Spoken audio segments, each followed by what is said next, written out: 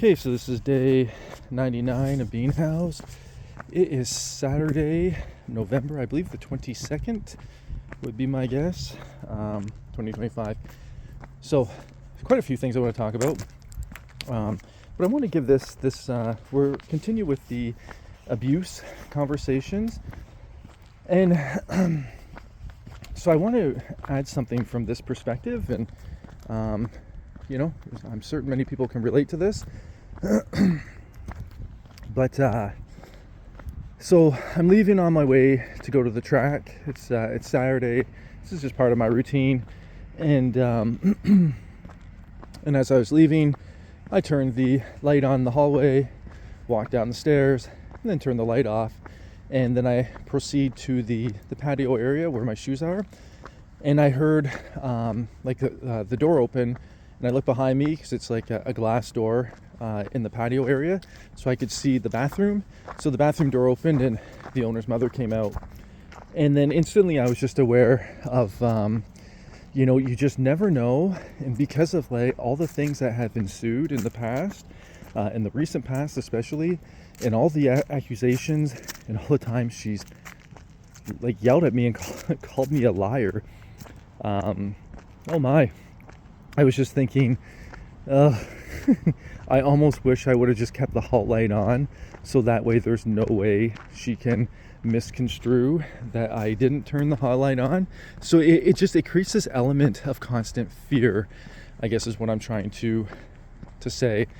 And because I was thinking, oh man, I put on my shoes here, and I was thinking, might she go into the main room and then see that the hall light is obviously off now, and then just assume that I didn't turn it on, and then allow that to stir up all the hate and the anger that pre-exists within her, and then that could be a catalyst that inspires her to think, the next time I see him, I'm gonna tell him he's a liar.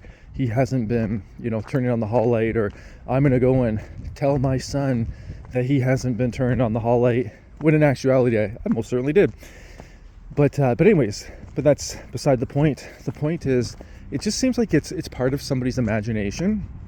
They can imagine things, or perhaps she's doing it deliberately. Perhaps she just simply wants me out of there, and so she's just looking for convenient ways to, come into agreement with a plot or plan in her mind. So these things, they're a reality in the lives of some people. Oh goodness, when I had my own place, I was very, how would I word this? There were only certain personalities that I was very selective with the people that I would allow in. Somebody who was contentious, somebody who seemed to manipulate, somebody who steals. As much as I could like them, I wouldn't allow them in my place, because I didn't want that contention. I didn't want thievery.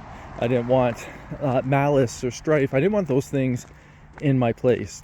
And because I was the owner of that house, I could vet who came in and who didn't come in. And I found my place was always just full of peace, but also anybody who came to visit, they would have always like the goal is for them to always feel respected, for them to always feel comfortable, but most importantly, for them to always feel safe.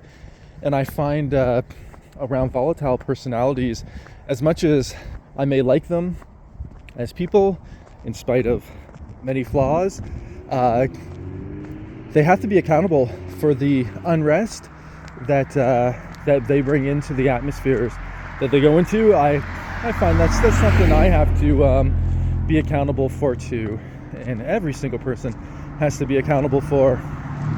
And anyhow, I think that's sufficient. This is just that thought, and just that little bit of apprehension before I left, and just that little bit of just that little spark of, could this happen? Might this not happen?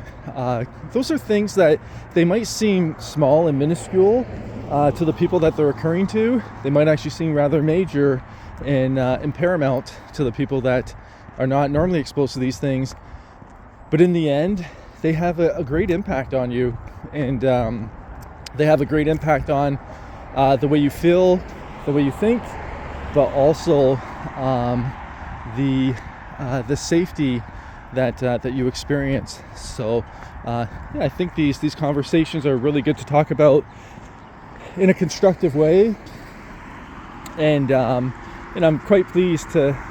I'm not sure how this is playing out on the YouTube videos, but this is showing like reoccurrences or patternized behavior, and actually some of the aggression has been captured in audio, so that actually shows the actuality of it. So it's kind of like an increasingly large sample selection where we can actually see not just a one-time impact or one-time thing, but we can see it, how it unfolds, how it evolves, and I'll do my best to share like the impact that it can have on the person, so then we can learn much more about it.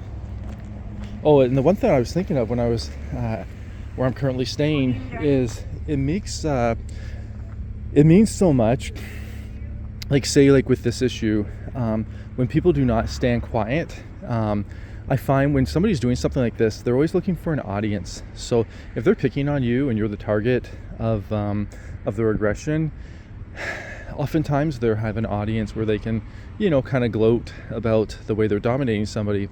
This one really good learning lesson I've noted is when people don't tolerate this stuff and they're impartial, meaning they don't tolerate abuse, or everybody will say they hate abuse, but then what do you say when you're doing it to somebody else, or when somebody that's close to you is doing it to somebody else? If you don't tolerate it, you say, you know what, that's wrong. You know what, you wouldn't like it if somebody did that to you, and they don't give it an audience.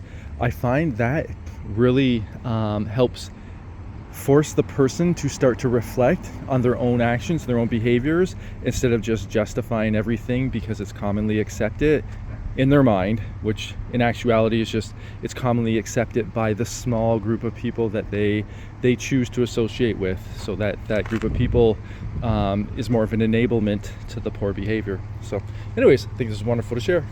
Have a good day.